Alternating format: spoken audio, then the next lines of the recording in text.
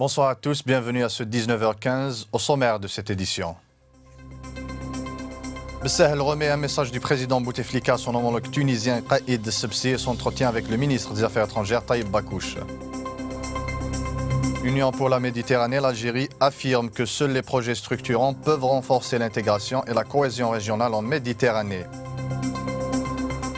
La première carte d'identité biométrique sera délivrée au début de l'année 2016.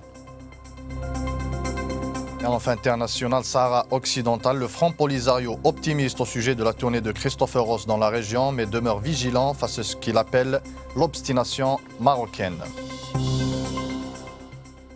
On ouvre ce journal avec le dossier du Sahara occidental. L'envoyé personnel du secrétaire général de l'ONU pour le Sahara occidental, Christopher Ross, est arrivé au camp des réfugiés sahraouis dans le cadre d'une visite officielle de 2 jours pour relancer les négociations entre le Maroc et le Front Polisario.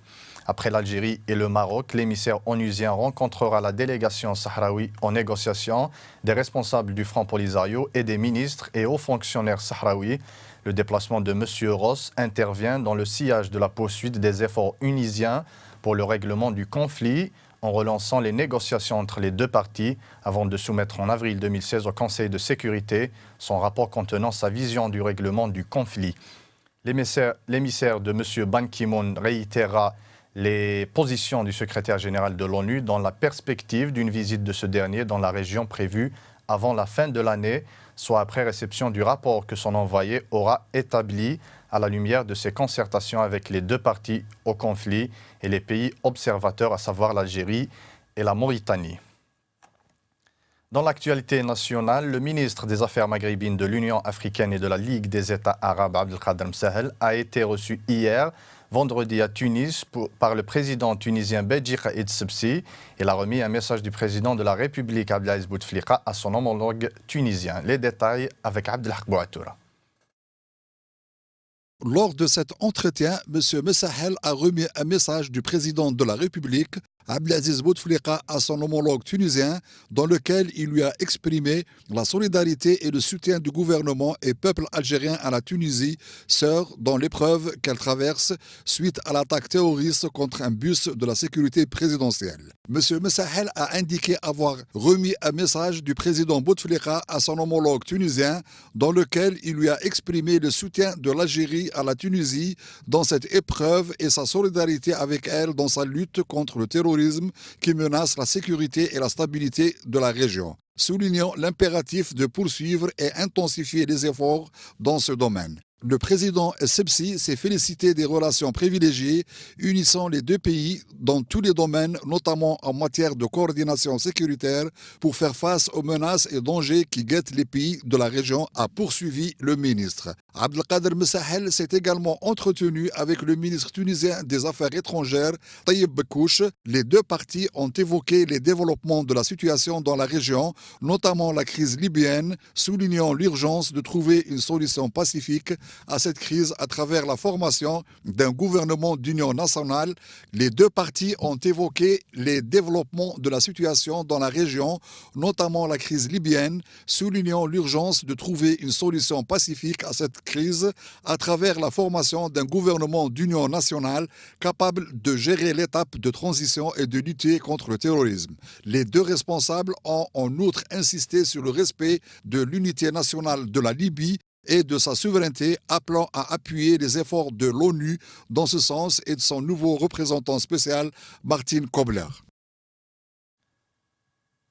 Union pour la Méditerranée, le secrétaire général du ministère des Affaires étrangères, Abdelhamid Snoussi Berriksi, a souligné que seuls les projets structurants, tels que les infrastructures à vocation régionale, sont à même de renforcer l'intégration et la cohésion régionale en Méditerranée. Abdelhak Bouatoura nous en parle.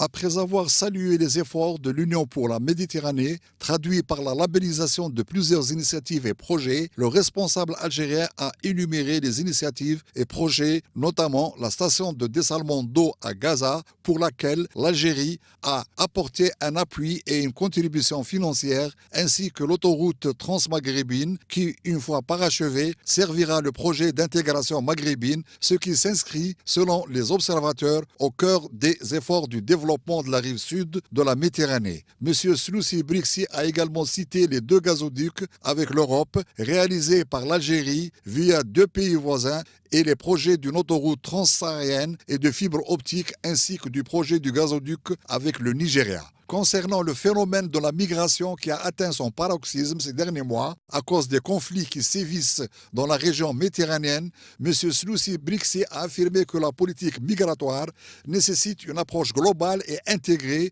qui concilie à la fois le respect de la dignité humaine et la lutte contre les réseaux criminels. Elle passe également par la résolution des conflits en Syrie et en Libye, a-t-il soutenu. M. Snoussi a toutefois regretté le fait qu'après 2 décennies de partenariat dans le cadre du processus de Barcelone et puis dans le cadre de l'Union pour la Méditerranée, aucun progrès notable n'a été enregistré concernant le conflit au Moyen-Orient. La première carte d'identité nationale biométrique sera délivrée au début de l'année 2016, affirme le directeur général de la modernisation, de la documentation et des archives au ministère de l'Intérieur et des collectivités locales. Abdelhak Bouatoura, une autre fois.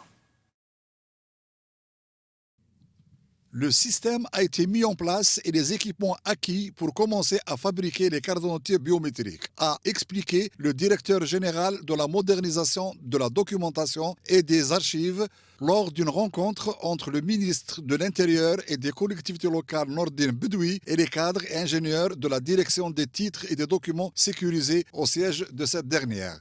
Le centre de secours situé dans la wilaya de Laguat et relevant de la Direction générale des titres et des documents sécurisés a également été doté d'équipements lui permettant de contribuer à satisfaire la demande nationale en matière de documents biométriques, a-t-il ajouté. Selon lui, l'ensemble des demandes formulées durant l'année 2015 pour l'obtention ou le renouvellement d'un passeport biométrique ont été satisfaites.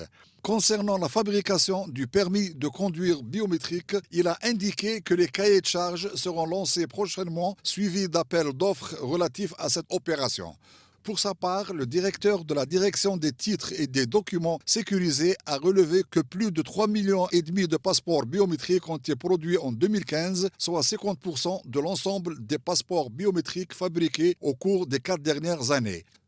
Ce dernier a fait savoir que la carte d'identité biométrique comportera de nombreuses applications visant à rapprocher le citoyen de l'administration publique et à lui améliorer son quotidien. Parmi ces applications, il a cité à titre d'exemple une application contenant les renseignements de l'état civil du bénéficiaire et une autre qui informe sur son état de santé. Dans le secteur agricole, l'Union nationale des paysans algériens a exposé une série de revendications pour le soutien de l'agriculture, le qualifiant d'investissement créateur de richesses, notamment dans un contexte marqué par un recul des recettes du pays en raison de la chute des prix du pétrole. Plus de précisions avec Yamina Bahir. Lors d'une rencontre organisée à l'occasion de la célébration du 41e anniversaire de la création de l'UNPA, à laquelle ont pris part le Premier ministre Abdelmalek Sellal, des membres du gouvernement et un grand nombre de paysans, le secrétaire général de l'UNPA a insisté sur la préservation du foncier agricole, suggérant la constitutionnalisation de la protection des terres et de la production agricole. M. Alioui a en outre appelé à augmenter le soutien au secteur agricole, qui reste faible par rapport aux autres pays du monde, soulignant la nécessité d'intensifier les efforts pour la protection de l'agriculture et de la richesse animale dans le Sud. Il a également appelé à la réhabilitation des coopératives agricoles, à la création de coopératives dans le cadre de la mutualité agricole et à l'implication des grands investisseurs au projet d'extension à hauteur d'1 million d'hectares de la superficie agricole irriguée à l'horizon 2019. L'UNPA a en outre plaidé pour la protection sociale des paysans, la création d'une caisse d'assurance sur les crédits agricoles en vue d'impulser l'investissement agricole. Concernant les jeunes, il a suggéré l'ouverture de centres de formation professionnelle dans les zones rurales et la répartition des spécialités en fonction des besoins de chaque wilaya. M. Alioui a enfin appelé à la promulgation de décrets exécutifs relatifs à l'organisation du secteur agricole et la mise en œuvre des décisions issues des réunions ayant regroupé l'Union avec le ministre du secteur et les chambres et commissions agricoles. Un chiffre alarmant, près de 41 millions de jeunes au Sahel sont exposés à la radicalisation ou contraints de quitter leur pays en l'absence d'opportunités économiques. D'après un rapport des Nations Unies, il constitue une source de recrutement pour les organisations terroristes, ajoute le rapport. Dans un rapport présenté au Conseil de sécurité par Mme Hirut Gebre-Selassie, l'envoyé spécial de Ban Ki-moon chargé du suivi de la stratégie intégrée des Nations Unies au Sahel, il est mentionné que près de 41 millions de jeunes âgés de moins de 25 ans dans cette sous-région africaine pourraient constituer une source de recrutement potentiel pour les organisations terroristes. Mme Gebre-Selassie a ajouté que la prolifération des armes et la libre circulation des groupes armés continuent de porter préjudice aux moyens de subsistance, à la bonne gouvernance et au développement humain dans le Sahel. Ce cercle vicieux intenable ne peut qu'empirer en l'absence d'une assistance internationale vigoureuse, a-t-elle averti.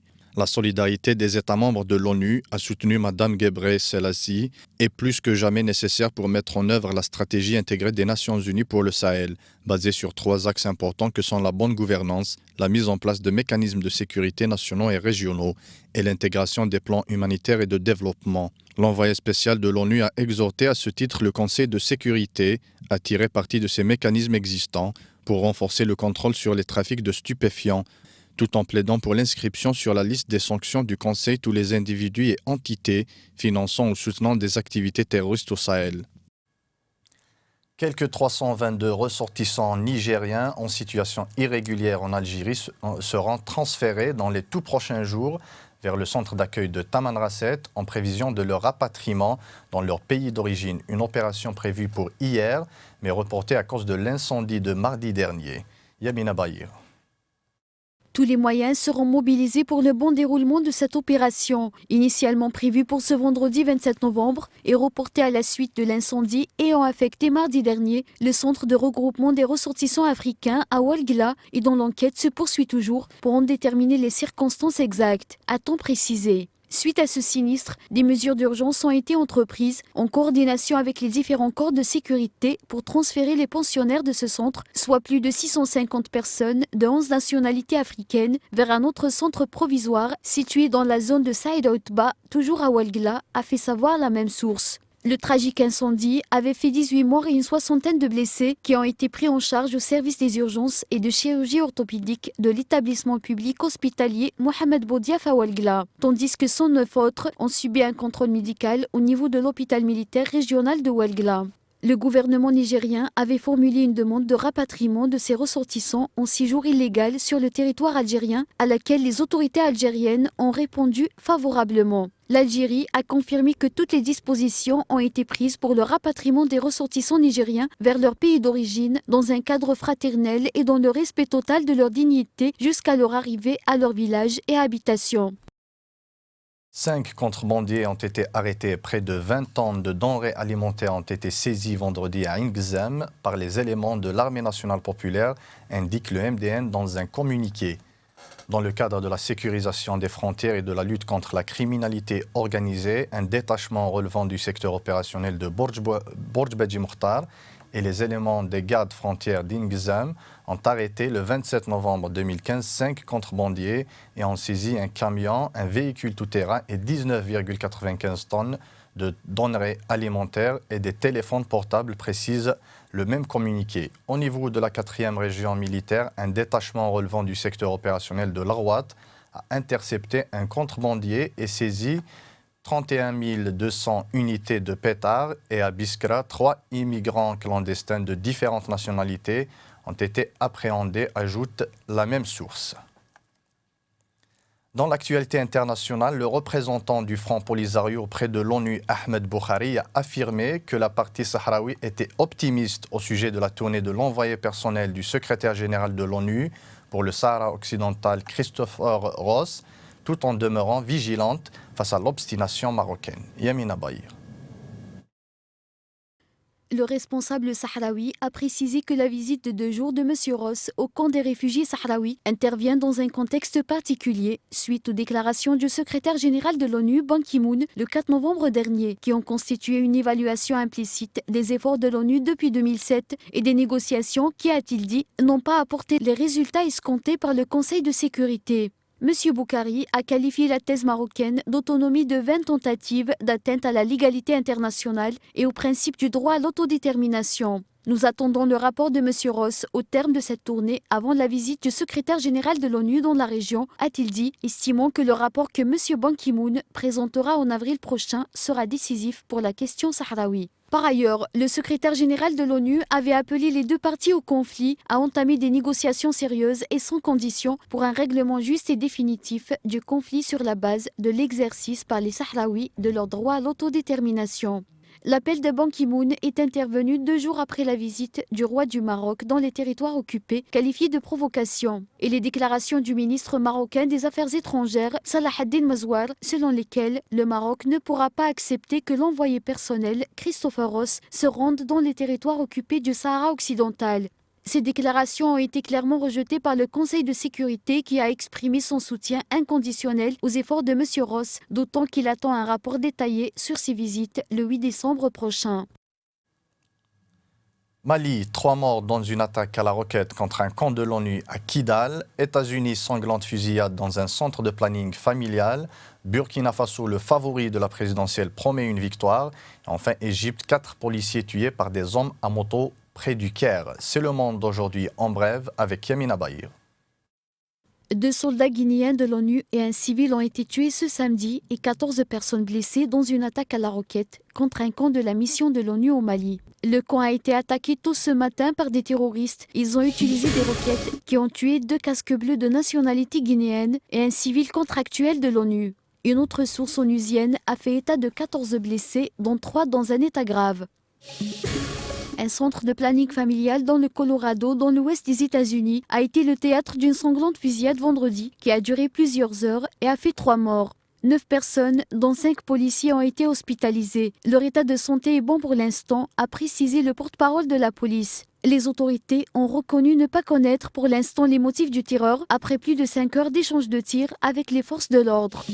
Un des grands favoris à la présidentielle dimanche au Burkina Faso, Roch-Marc Christian Kaboré, a promis vendredi une victoire dès le premier tour du scrutin devant 40 000 personnes rassemblées dans le stade de Ouagadougou. Au soir du 29 novembre, ça va être un coup KO, a-t-il lancé à la foule lors de la dernière réunion politique de la campagne électorale. Ce scrutin doit clore la transition ouverte à la chute de Blaise Compaoré, chassé par la rue en octobre 2014 après 27 ans au pouvoir.